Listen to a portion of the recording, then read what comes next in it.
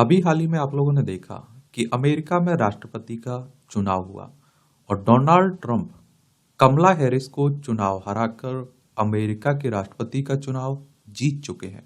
अब 20 जनवरी 2025 में राष्ट्रपति पद की ये शपथ लेंगे। तो भारत और अमेरिका के राष्ट्रपति का तुलनात्मक हम लोग अध्ययन करते हैं। और देखिए, ये हमारी प्यारी पृथ्वी है, इसमें आप देखेंगे ये हमारा प्यारा भारत है एशिया में। और नई दिल्ली हमारी राजधानी देखने को मिलेगी। ये आपको यूनाइटेड स्टेट्स, सामान्यतः इसे अमेरिका कहते हैं आप लोग, इसकी राजधानी वॉशिंगटन डीसी है। तो हम लोग देखेंगे, हम लोग जानेंगे कि आखिर अमेरिका में जो इलेक्टोरल कॉलेज प्रणाली है ये आखिर क्या होती है और भारतीय राष्ट्रपति चुनाव अमेरिकी राष्ट्रपति चुनाव से किस प्रकार भिन्न है, किस तरह से अलग है, भारत में राष्ट्रपति का चुनाव कैसे होता है और हमारा संवैधानिक प्रावधान क्या है राष्ट्रपति के लिए, उस पर भी बात करेंगे। भारतीय और अमेरिकी राष्ट्रपतियों की कार्यप्रणाली में क्या समानता है, उन समानताओं को भी बात करेंगे और भारतीय और अमेरिकी राष्ट्रपति की कार्यप्रणाली में क्या अंतर है, उस अंतर को भी हम लोग जानेंगे। और अभी हमारे देश की वर्तमान राष्ट्रपति कौन है? द्रौपदी मुर्मू है। ये भी आप लोगों को मालूम होगा। भारत में राष्ट्रपति की क्या शक्तियां हैं, उनके बारे में कुछ महत्वपूर्ण जानकारियां हैं, उन पर भी हम लोग बात करेंगे, जानेंगे। तो सबसे पहले बात आती है कि अमेरिका में जो इलेक्टोरल कॉलेज प्रणाली आखिर ये है क्या, इसकी सबसे ज्यादा चर्चा होती है। तो यह अमेरिकी राष्ट्रपति चुनाव में राष्ट्रपति और उपराष्ट्रपति को औपचारिक रूप से चुनने के लिए प्रयोग की जाने वाली प्रणाली है। नागरिक अपना मत सीधे राष्ट्रपति के लिए नहीं, बल्कि प्रत्येक राज्य में प्रत्येक उम्मीदवार के राजनीतिक दल द्वारा चुने गए निर्वाचकों की एक समूह को देते हैं और इसके बाद ये निर्वाचकगण राष्ट्रपति और उपराष्ट्रपति के लिए औपचारिक रूप से मत देने हेतु एक एक एकत्रित होते हैं और जिससे आप लोग क्या कहते हैं, निर्वाचक मंडल के नाम से जानते हैं। इसका उद्भव तो यह अमेरिकी संविधान में एक समझौता था जो राष्ट्रपति के चुनाव के लिए प्रत्यक्ष लोकप्रिय मत और कांग्रेस द्वारा चयन के बीच संतुलन स्थापित करता था।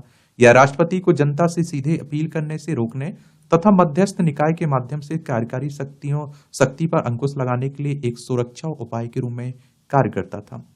इसकी अगर हम लोग संरचना की बात करें तो इसमें कुल 538 निर्वाचक हैं। कितने हैं? 538।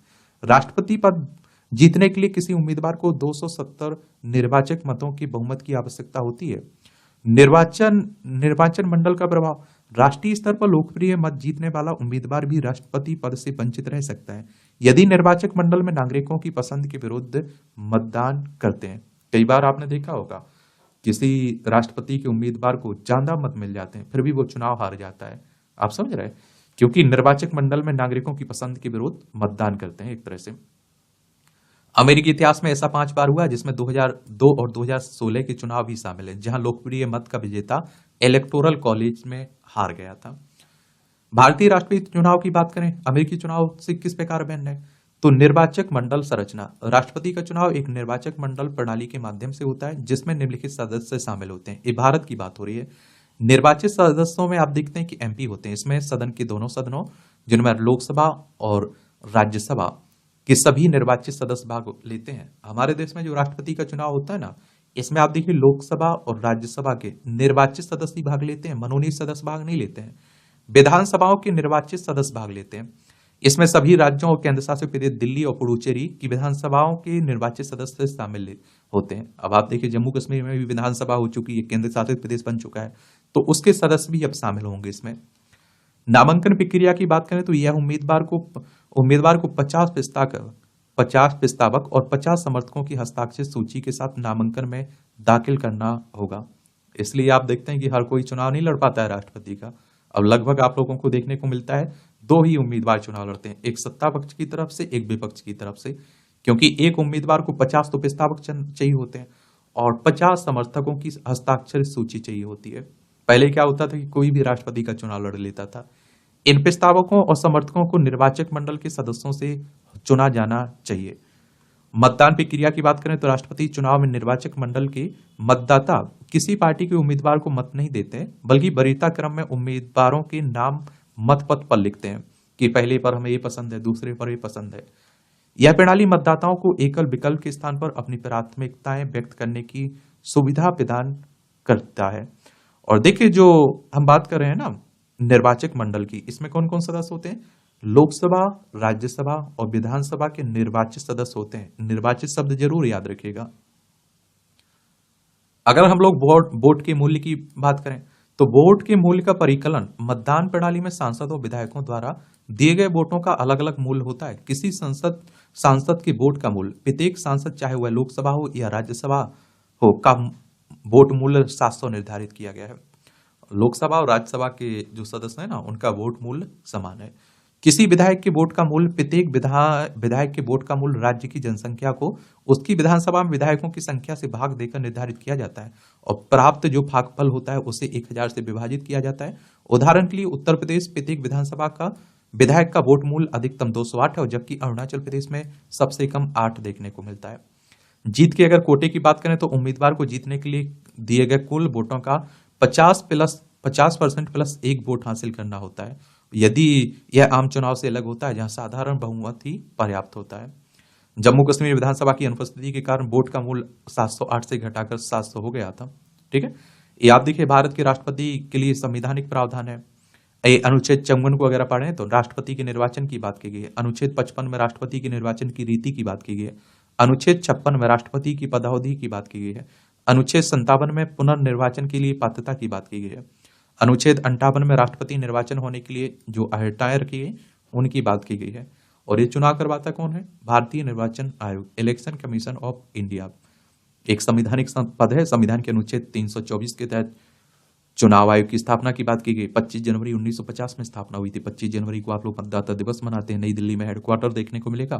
सुकुमार सेन पहले मुख्य चुनाव आयुक्त थे। और उम्र कितनी रखी गई है? 35 साल, ये भी याद रखिएगा। बात आती है भारतीय और अमेरिकी राष्ट्रपतियों की कार्यप्रणाली में क्या समानता है। कार्यप्रणाली में तो राज्य देश प्रमुख दोनों राज्यों के औपचारिक प्रमुख के रूप में कार्य करते हैं।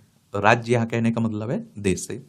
आधिकारिक समारोह और राजनयिक आयोजनों में राष्ट्र का प्रतिनिधित्व करते हैं। कहते हैं ना कि वास्तविक शक्तियां हमारे देश में प्रधानमंत्री के पास हैं, लेकिन आप देखते हैं कि देखने के लिए कैसा लगता है कि राष्ट्रपति ही प्रमुख है हमारे देश का।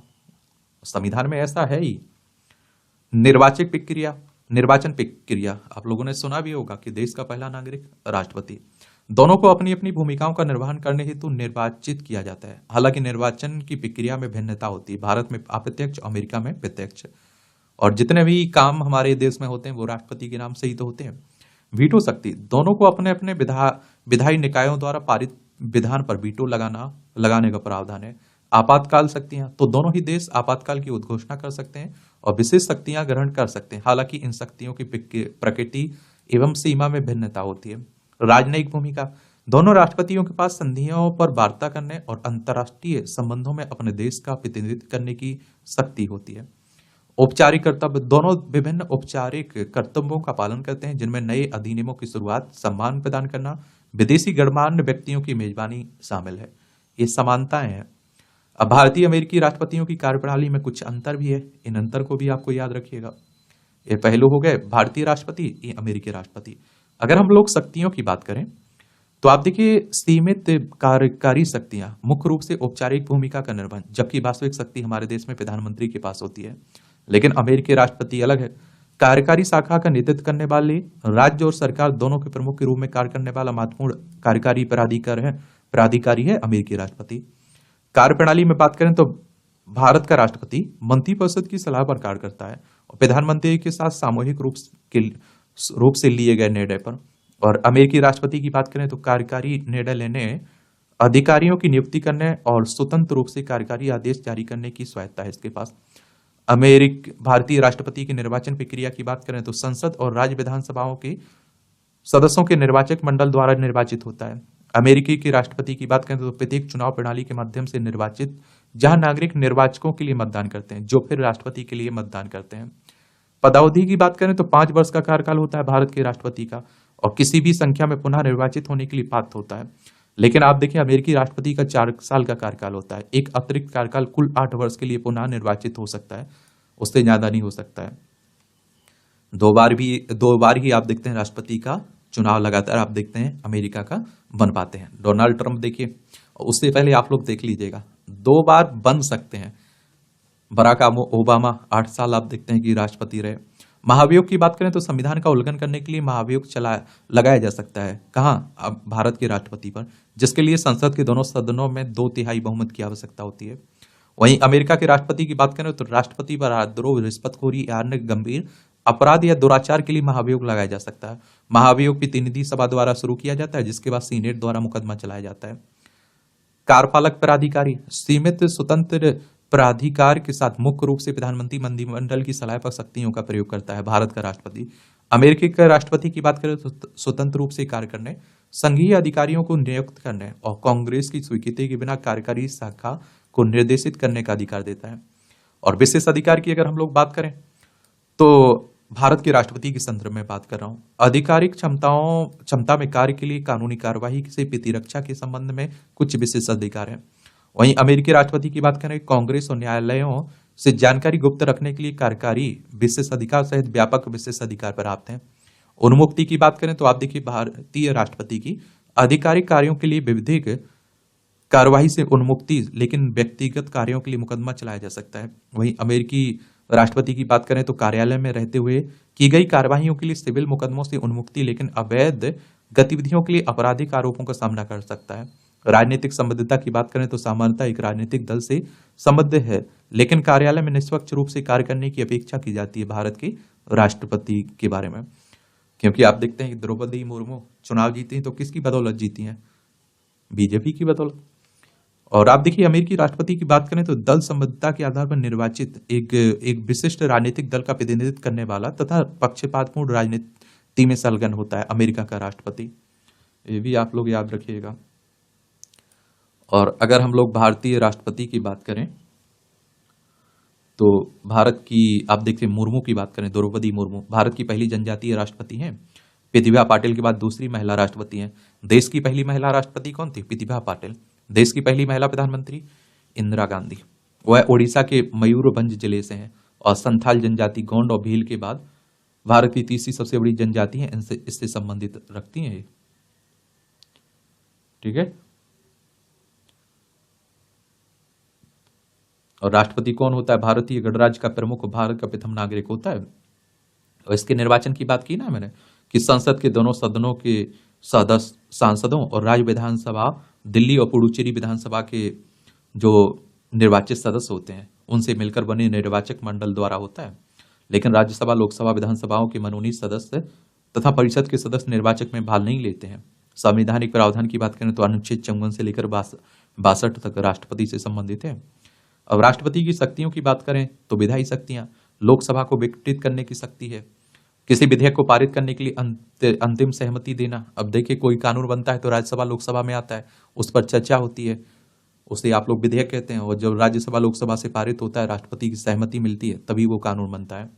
जब संसद सत्ता में ना हो तो अध्यादेश जारी करने की शक्ति, अनुच्छेद 123 पढ़ा है, 1, 2, 3, उसमें अध्यादेश लाने की शक्ति राष्ट्रपति के पास है। संसद के दोनों सदनों की संयुक्त बैठक बुलाने की शक्ति भी आप देखिए राष्ट्रपति के पास है। नियुक्ति संबंधी शक्तियां तो भारतीय प्रधानमंत्री, भारत के मुख्य न्यायाधीश, सर्वोच्च न्यायालय के अन्य न्यायाधीश, राज्य के राज्यपाल, अन्य देशों के राजदूत और महान्यायवादी आदि की नियुक्ति कौन करता है? राष्ट्रपति करता है। सैन्य शक्तियों की बात करें तो सभी भारतीय सेनाओं का प्रमुख होता है। थल सेना, नौसेना, वायुसेना के प्रमुखों की नियुक्ति भी राष्ट्रपति करते हैं। प्रधानमंत्री की अध्यक्षता में मंत्रिपरिषद की सलाह पर किसी भी देश के साथ युद्ध की घोषणा करने और शांति स्थापित करने की शक्ति भी हमारे राष्ट्रपति के पास है। अन्य देशों के साथ संधियां उनके नाम पर हस्ताक्षरित होती हैं, ये भी याद रखें। क्षमादान की शक्ति के बारे में आप लोगों ने पढ़ा होगा। अनुच्छेद 72 उन मामलों में क्षमादान दे सकता है जिनमें सजा केंद्रीय विधियों के विरुद्ध अपराध के लिए दी गई हो, सैन्य न्यायालय में दी गई हो या फिर दंड का स्वरूप प्राण दंड हो। आपातकालीन शक्तियां देखिए, अनुच्छेद 352 के तहत राष्ट्रीय आपातकाल, 356 में राष्ट्रपति शासन, अनुच्छेद 360 में वित्तीय आपातकाल के तहत 3 प्रकार की आपात स्थितियों की घोषणा कर सकता है। कौन? राष्ट्रपति साहब। हमारे देश के पहले प्रधानमंत्री कौन थे? पंडित जवाहरलाल नेहरू। देश के पहले राष्ट्रपति कौन थे? राजेंद्र प्रसाद। वह लगातार 2 कार्यकाल तक सेवा करने वाले एकमात्र राष्ट्रपति भी हैं।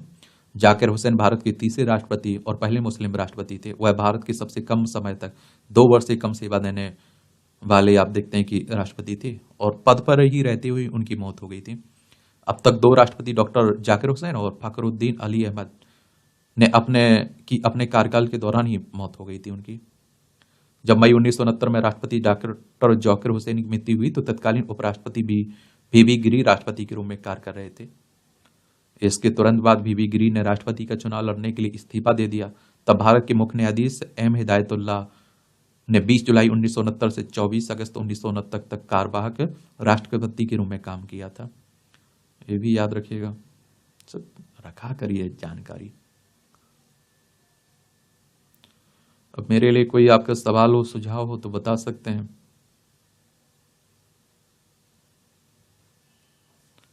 धन्यवाद।